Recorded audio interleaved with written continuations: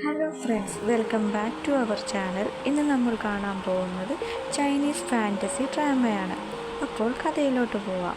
തുടക്കത്തിൽ തന്നെ നമ്മൾ കാണുന്നത് നമ്മുടെ ഹീറോയിൻ ഒരു ഫാൻറ്റസി ഡ്രാമ വായിച്ചുകൊണ്ടിരിക്കുകയാണ്. അവൾ ഒരു സയൻറ്റിസ്റ്റാണ്.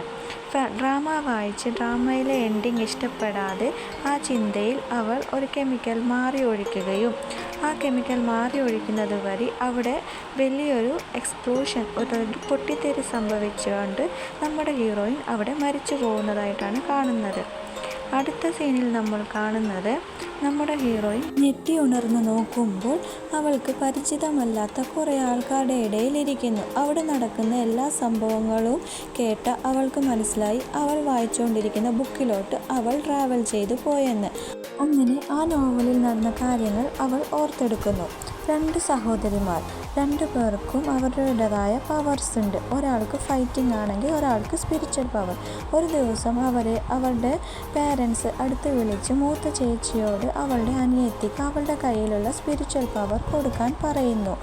പക്ഷേ ആ സ്പിരിച്വൽ പവർ കൊടുത്തു കഴിഞ്ഞാൽ പിന്നെ നമ്മുടെ ഹീറോയിൻ്റെ പക്കൽ ഒന്നുമില്ലാതെ അവൾ പവർലെസ്സായി മാറുമെന്ന് പറഞ്ഞ് അവൾ അതിൽ വിസമ്മതിക്കുന്നു. പക്ഷേ അവളുടെ പേരൻസ് അവൾക്ക് വാക്ക് കൊടുക്കുന്നു. ആ സ്പിരിച്വൽ പവർ അവൾ അനിയത്തിക്ക് കൊടുക്കുകയാണെങ്കിൽ അവളെ നാളെ ഇമ്മോർട്ടൽ വേൾഡിൽ തന്നെ ഏറ്റവും വലിയ സ്ഥാനത്ത് ആക്കാമെന്ന്. ആ സന്തോഷത്തിൽ അവൾ അവളുടെ സ്പിരിച്വൽ പവർ അനിയത്തിക്ക് കൊടുക്കാൻ തീരുമാനിക്കുന്നു. അങ്ങനെ ഏട്ടത്തിയുടെ പവർ നേടിയ അനിയത്തി അവിടെ തൻ്റെ പേര് കേട്ട ഏറ്റവും വലിയ ഇമ്മോർട്ടൽ സെക്റ്റായ 7 സ്റ്റാർ സെക്റ്റിൽ ഉന്നത സ്ഥായിയിൽ എത്തുകയും ചെയ്തു.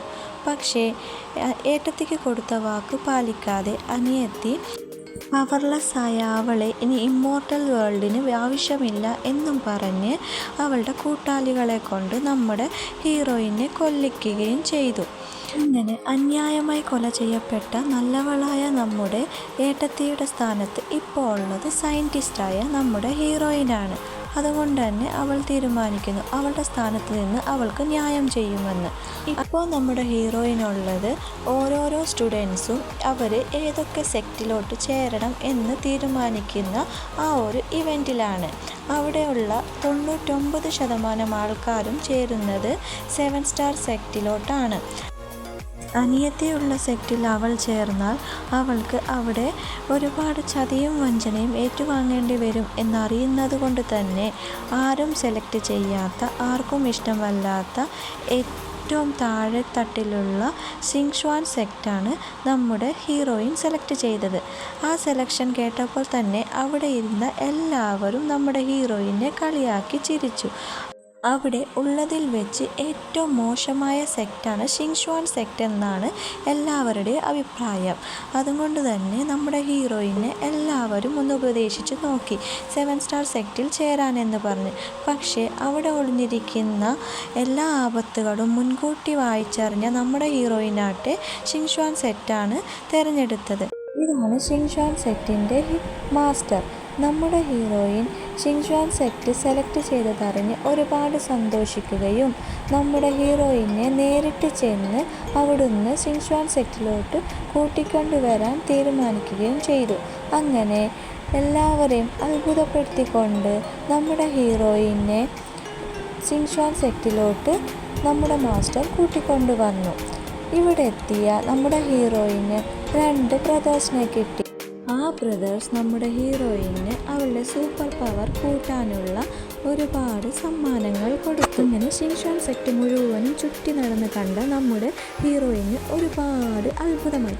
കാരണം 7 സ്റ്റാർ സെക്റ്റിൽ ഏറ്റവും ടോപ്പ് ഗ്രേഡിലുള്ള കൾട്ടിവേറ്റേഴ്സിനേക്കാൾ എത്രയോ മാജിക്കൽ പവർ കൂടുതലാണ് ഈ സിങ്ഷ്വാൻ സെക്റ്റിലുള്ള ജോലിക്കാരികൾക്ക് പോലും.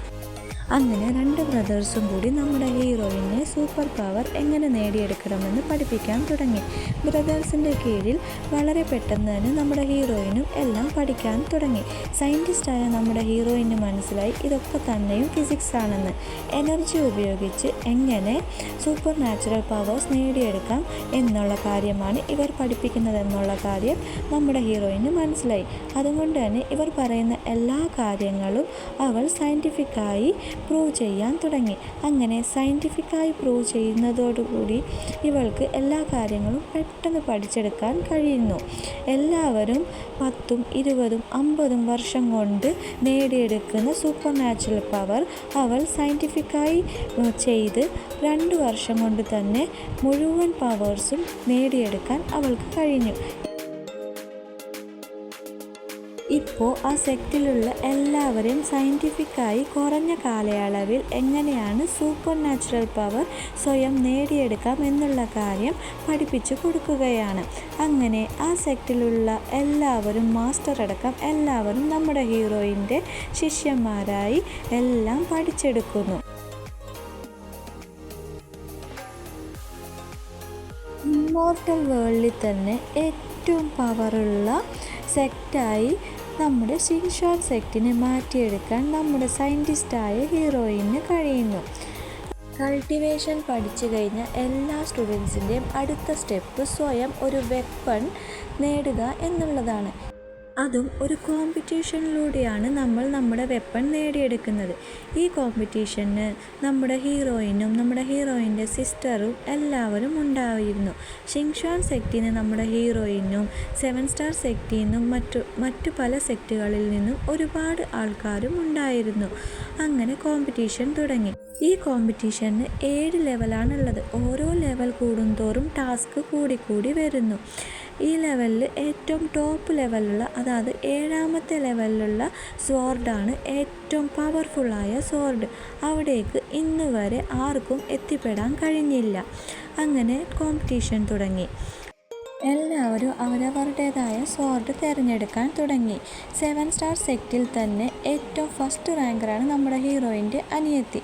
അങ്ങനെ നമ്മുടെ ഹീറോയിൻ്റെ അനിയത്തി എല്ലാ ടെസ്റ്റും പാസ്സായി 5th ലെവലിലെത്തി. അവിടുന്ന് അവൾക്ക് അനുയോജ്യമായ ഒരു സോർഡ് എടുക്കുന്നു.